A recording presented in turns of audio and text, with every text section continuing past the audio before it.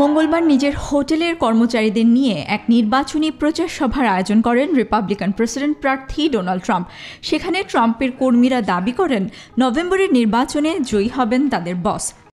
Trump জিতবেন, কারণ এই জয় তারই প্রাপ্য।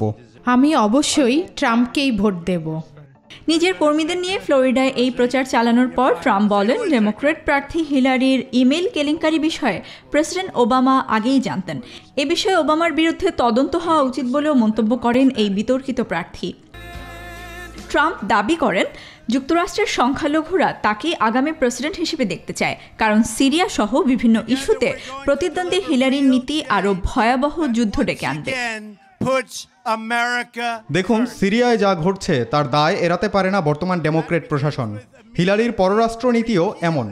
আমাদের উচিত সিরিয়ায় প্রেসিডেন্ট বাশার আল আসাদের পতন ঘটানোর চেয়ে সিরিয়ায় আইএস দমনে মনোযোগ দেওয়া, কারণ সেখানে আসাদের সমর্থনে রাশিয়া ও ইরানের মতো শক্তিশালী দেশগুলো কাজ করছে।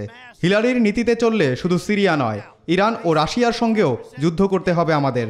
তৃতীয় বিশ্বযুদ্ধ শুরু হবে তখন। তবে হিলারি বলছেন ট্রাম্প আবারও ভীতি ও বিভাজন ছড়ানোর চেষ্টা করছেন। ইরাকের মসুল অভিযান নিয়েও ট্রাম্পের সমালোচনা করে তিনি বলেন ট্রাম্প পুতিনের মতোই কথা বলছেন। ট্রাম্প আবারও পুতিনের পোষা পাখির মতো তারই আওড়ানো বুলি শোনাচ্ছেন। তিনি যুক্তরাষ্ট্রকে ভয় দেখানোর চেষ্টা করছেন। এটা তার রাজনৈতিক চাল, জনমনে ভীতি ছড়িয়ে বিভাজন তৈরি করা। আইএস দমন বিষয়ে তার যে পরিকল্পনা, সেটাই বরং সিরিয়ার মানবিক বিপর্যয় ডেকে আনবে।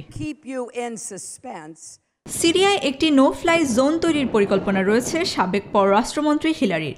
গেল মাসে এই পরিকল্পনা নিয়ে সিনেটে অনুষ্ঠিত এক বিতর্কে মার্কিন জেনারেল ড্যানফোর্ড বলেছিলেন সিরিয়ায় নো ফ্লাই জোন নির্মাণ করলে তার রাশিয়ার সঙ্গে যুদ্ধ উস্কে দেবে, এতে সেখানে আরও বেশি মানুষ মারা যাবে বলেও মত দেন তিনি। সঞ্জিদা ইসলাম, নিউজ 24।